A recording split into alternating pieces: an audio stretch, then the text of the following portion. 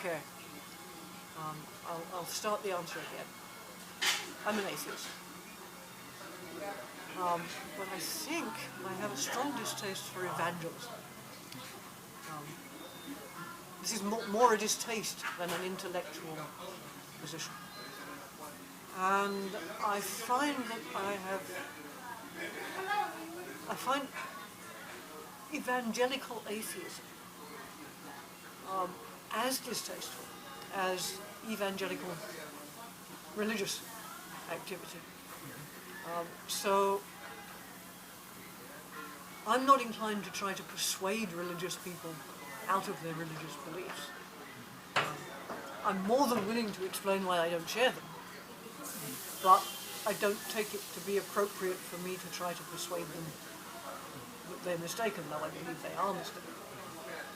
Because this seems to me, I'm very concerned that there is, these days, a kind of aggressive atheism,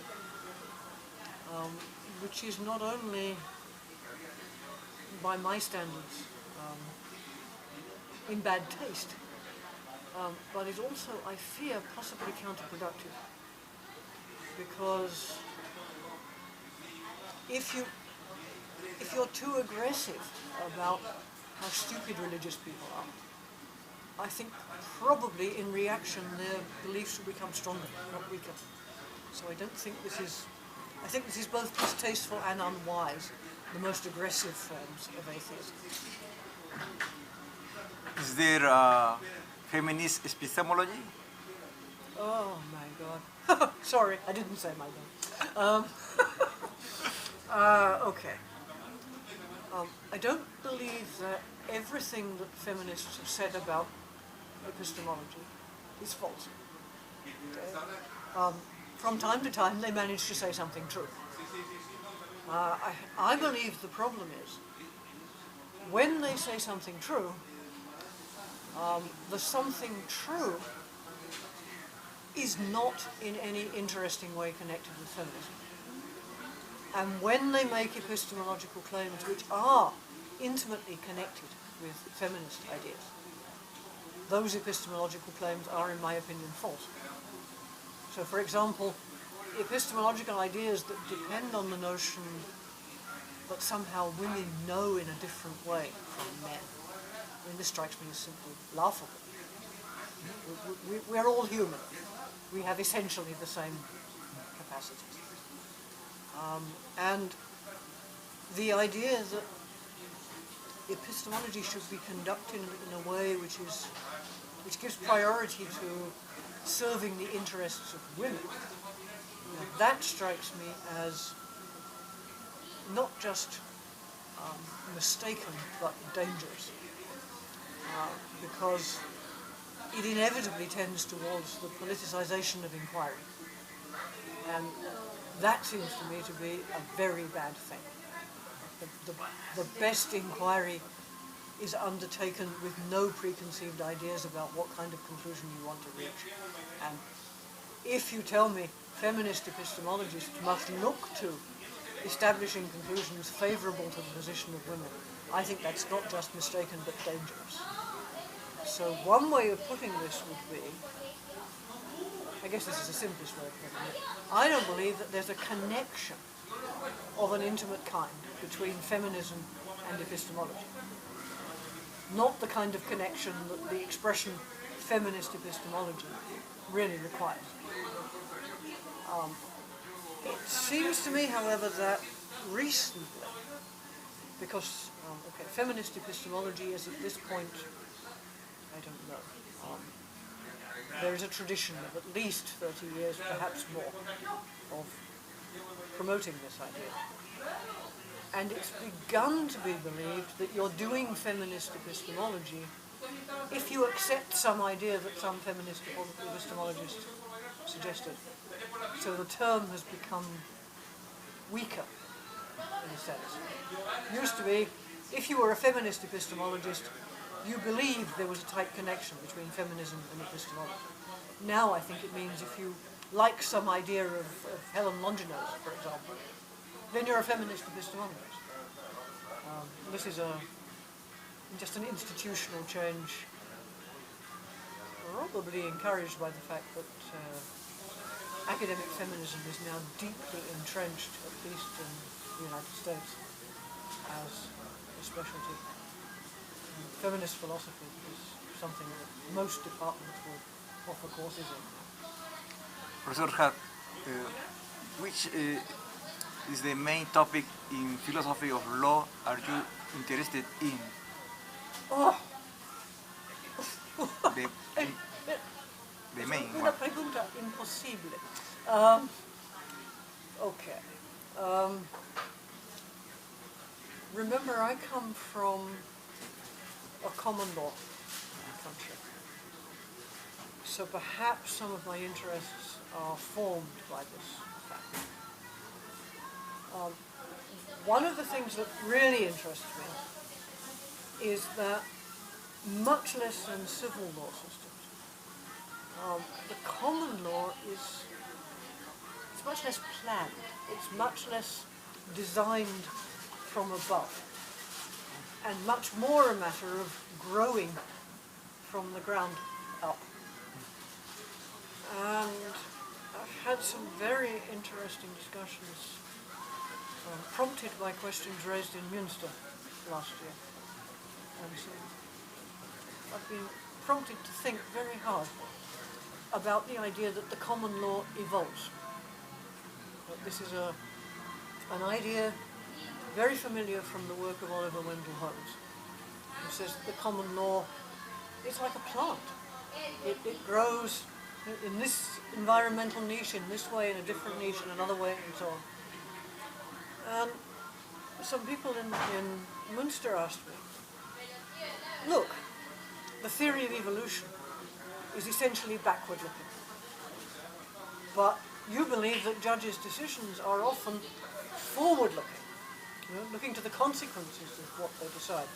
So how can it be true that the law evolves? Right? The theory and the legal system don't seem to fit. Now, I don't think that's a fatal objection, but I think it's an objection I need to take more seriously than I did previously. My thought is this, that legal systems, or at least common law systems, evolve in much the way that languages do. There are families of legal systems.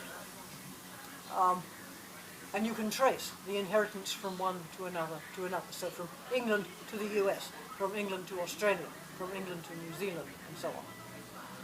You can trace how when a legal system is transplanted to another part of the world, it changes.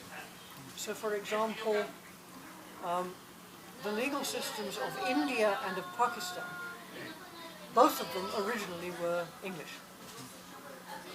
After partition, they began to grow apart. And now, as best I can discover, the Indian legal system is more and more like a civil law system, because it's highly codified now.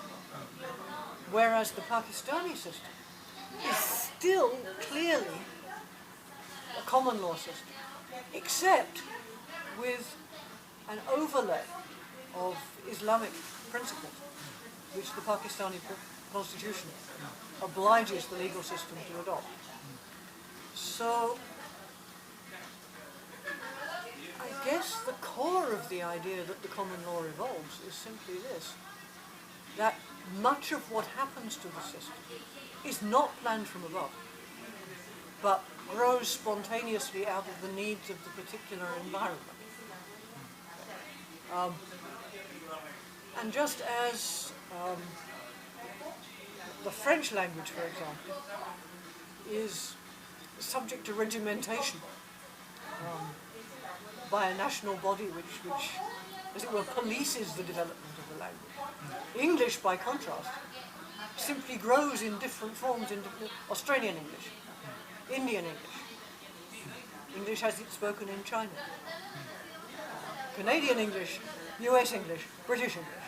All different, but all with the same roots. So I think it's possible to give a coherent account of the common law as evolving, which is not incompatible with the backward-looking notion central to the theory of evolution. What do you think about the present status of philosophy in America and in Europe?